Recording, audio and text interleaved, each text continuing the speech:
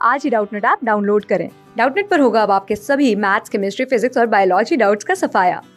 बस अपने क्वेश्चन की फोटो खींचो, उसे क्रॉप करो और तुरंत वीडियो सोल्यूशन पाओ।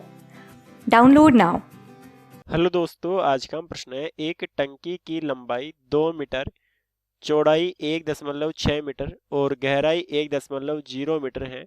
इसमें 0.4 मीटर ऊंचाई तक पानी भरा है। इसमें 25 सेंटीमीटर गुणा 14 सेंटीमीटर गुणा 10 सेंटीमीटर की ईंटें डाली गई है, जिससे पानी का स्तर ऊपर तक आ जाए। प्रत्येक प्रत्येक ईंट अपने आयतन का 1/7वां भाग पानी सोख लेता है। इसमें कितनी ईंट डालने की आवश्यकता होगी, है ना। तो देखिए यहाँ अपने पास कह रहा है कि देखिए टंकी की लंबाई, चौड़ाई और गहराई दे रखी है। मतलब कि टंकी जो है वो अपने पास घनाभाकार है, जिससे कि अपने पास हम बनाए। तो देखिए टंकी कुछ इस प्रकार की थी। यहाँ अपने पास इसकी जो चौड़ाई है वो 2 मीटर, लंबाई 2 मीटर है, चौड़ाई अपने पास 1.6 मीटर है और गहराई अपने पास 1 मीटर है। अभी देखिए कितना भरा है, अभी अपने पास केवल 0.4 मीटर तक अपने पास भरी है ना, 0.4 मीटर तक अपने पास भरी है ना। इतना अपने पास पानी भरा हुआ है ना। तो कह रहा है कि इसमें 25 सेंटीमीटर, तो यहाँ अपने पास देखिए ईंट डाली जा रही है। तो यहाँ अपने पास हम ईंट बनाना चाहें, ये ऐसी ईंट थी। तो यहाँ अपने पास जो इसकी लंबाई दे रखी है वो 25 सेंटीमीटर, और 25 सेंटीमीटर को हम मीटर में बदलेंगे तो 0.25 मीटर हो जाएगा। यहाँ चौड़ाई जो है वो अपने पास 14 सेंटीमीटर, जो कि अपने पास 0.14 मीटर के बराबर हो जाएगा, और 10 सेंटीमीटर तो यहाँ अपने पास 0.10 मीटर के बराबर हो जाएगा। तो ईंटें डाली जाती हैं। तो देखिए यहाँ अपने पास हम देखिए हमें पानी का स्तर जो है वो अपने पास यहाँ तक चाहिए ना, मतलब कि इसको पूरा भरना है। तो देखिए कैसे करेंगे। तो यहाँ अपने पास देखिए पहले हम निकाल लेते हैं एक ईंट अपने पास कितना पानी का स्तर बढ़ाएगी, है ना। तो यहाँ अपने पास चलिए हम पहले एक ईंट का आयतन निकाल लेते हैं। तो यहाँ अपने पास पहले हम उससे पहले भी लिख देते हैं कि ईंट जो है वो घनाभ के आकार की है, और हम जानते हैं दोस्तों कि अपने पास घनाभ का आयतन क्या होता है। तो घनाभ का आयतन जो है वो अपने पास बराबर होता है घनाभ की लंबाई गुणा घनाभ की चौड़ाई गुणा घनाभ की ऊंचाई के। तो यहाँ देखिए, यहाँ अपने पास चलिए पहले टंकी का कुल आयतन निकाल लेते हैं ना। तो यहाँ अपने पास हम लिख देंगे कि टंकी का कुल आयतन, है ना। तो टंकी का कुल आयतन जो है वो अपने पास किसके बराबर हो जाएगा, लंबाई गुणा चौड़ाई गुणा ऊंचाई। तो लंबाई अपने पास 2 मीटर, चौड़ाई अपने पास 1.6 मीटर और ऊंचाई अपने पास 0 यहाँ देखिए पूरी टंकी का निकाल रहे हैं ना कि पानी का। तो यहाँ 1 मीटर के बराबर है ना। यहाँ देखिए अपने पास 2 गुणा 1.6 गुणा 1 मीटर के बराबर है। तो यहाँ से अपने पास 16 गुणा 2 32, तो 3.2 और ये आ जाएगा अपने पास मीटर की घात 2 में। तो ये आ गया टंकी का आयतन। अब देखिए यहाँ अपने पास हम पहले जो भरा हुआ पानी उसका आयतन निकाल लेते हैं। तो यहाँ अपने पास हम लिख देंगे कि पानी का आयतन, है ना। तो पानी का आयतन जो अपने पास टंकी में भरा है, तो ये जो है वो अपने पास बराबर आ जाएगा।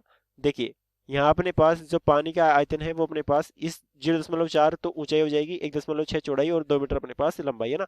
तो 2 गुणा 1.6, लेकिन यहाँ ऊंचाई जो है वो अपने पास केवल 0.4 ली जाएगी, क्योंकि ये यहाँ तक ही अपने पास भरा है। तो यहाँ से अपने पास कितना आ जाएगा, देखिए ये आ जाएगा अपने पास 16 गुणा 4 अपने पास 64, 64 गुणा 2 128, तो ये अपने पास 1.28 वर्ग मीटर के बराबर आ जाएगा। अभी यहाँ अपने पास हम निकाल लेते हैं कि खाली भाग का आयतन, है ना। तो यहाँ अपने पास हम लिख देते हैं कि खाली भाग का आयतन। तो देखिए ये अपने पास बराबर हो जाएगा टंकी का कुल आयतन, जो कि अपने पास है 3.2, और उसमें अपने पास जितना पानी भरा है उसको हटा देंगे तो यहाँ अपने पास खाली भाग का आयतन प्राप्त हो जाएगा, जो कि अपने पास किसके बराबर आ जाएगा। तो देखिए 3.20 में से हम घटाएंगे 1.28, तो ये 1.92 की घात 2 के बराबर हो जाएगा ना। तो देखिए इतना आयतन अपने पास हमें चाहिए ना, ईंटों का इतना आयतन चाहिए। तो यहाँ देखिए अपने पास हम निकाल लेते हैं पहले एक ईंट का आयतन ना। तो एक ईंट का आयतन, तो ईंट भी देखिए घनाभाकार है, तो लंबाई गुणा चौड़ाई गुणा ऊंचाई हो जाएगी।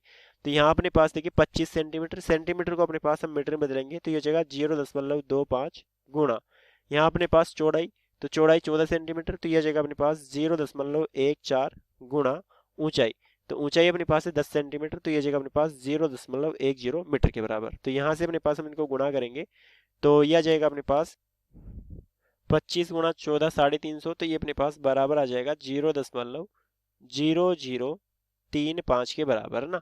तो यहाँ अपने पास ये एक ईंट का आयतन आ गया।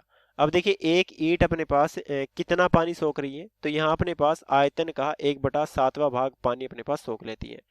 तो यहाँ अपने पास देखिए हम अपने पास यदि हम एक ईंट से विस्थापित पानी का आयतन निकालें ना, तो विस्थापित पानी का आयतन है ना, एक ईंट के द्वारा विस्थापित पानी का आयतन है ना, मतलब कि कितना स्तर बढ़ेगा ये में देखना है। तो देखिए वो 1/7 भाग जो है वो तो अपने पास सोख लेती है ना, कि आयतन का 1/7 भाग सोख लेती है। तो यहाँ अपने पास ये बराबर हो जाएगा 0.00 है ना, सॉरी 0.0035 में से मैं घटा दूंगा 0.0035 बटे अपने पास 7 है ना। तो इतना भाग वो सोख रही है, इसलिए अपने पास हम इसको घटा देंगे।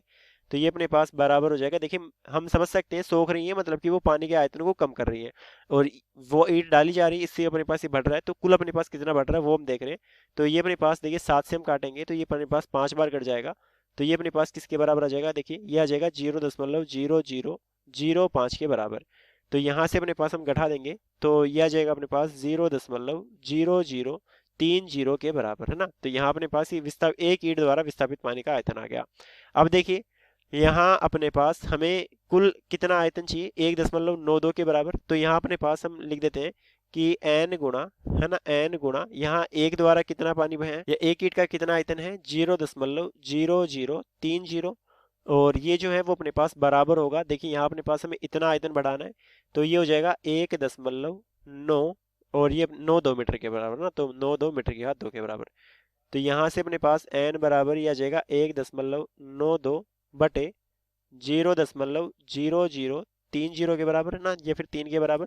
तो यहाँ देखिए अपने पास हम दशमलव हटाएंगे तो यहाँ अपने पास दशमलव के बाद 3 अंक है और यहाँ अपने पास 2 है, तो एक और जीरो अपने पास लग जाएगा। तो देखिए 1920 में अपने पास हम 3 का भाग देंगे तो 3 6 18, 3 चौक 12 और 3 से शुभ, तो n बराबर कितना आ जाएगा 640 आ जाएगा। मतलब कि कितनी ईंटें डालनी पड़ेगी, यहाँ अपने पास 640 ईंटें अपने पास हमें डालनी पड़ेगी। और हमें क्या पूछा था, हमें पूछा था कि कितने ईंटों की आवश्यकता होगी, तो ये अपने पास 640 के बराबर आ जाएगा ना। देखिए यहाँ यदि ईंटें अपने पास पानी ना सोखती तो अपने पास हम डायरेक्ट कह देते कि n गुणा एक ईंट का आयतन जो है वो अपने पास बराबर हो जाएगा यहाँ अपने पास इस खाली भाग के आयतन के। तो यहाँ अपने पास पानी सोख रही थी, इसलिए अपने पास हम जो वास्तविक आयतन है वो निकाल रहे हैं, क्योंकि अपने पास ये सोख रही है तो पानी का आयतन कम भी कर रही है ना, इसलिए हमने यहाँ वास्तविक आयतन निकाला जो कि अपने पास इतना आया, और इसको अपने पास n से गुणा कर दिया क्योंकि हमने माना कि n ईंट है अपने पास। तो ये खाली भाग के आयतन के बराबर हो जाएगा, यहाँ से n का मान 640 आ गया। धन्यवाद दोस्तों, उत्तर हो गया। क्लास 6 से 12 से लेके नीट, IIT, जेईई मेंस और एडवांस के लेवल तक 10 मिलियन से ज्यादा स्टूडेंट्स का भरोसा। आज ही डाउनलोड करें डाउटनेट ऐप या व्हाट्सएप कीजिए अपने डाउट्स 8400 400 400 पर।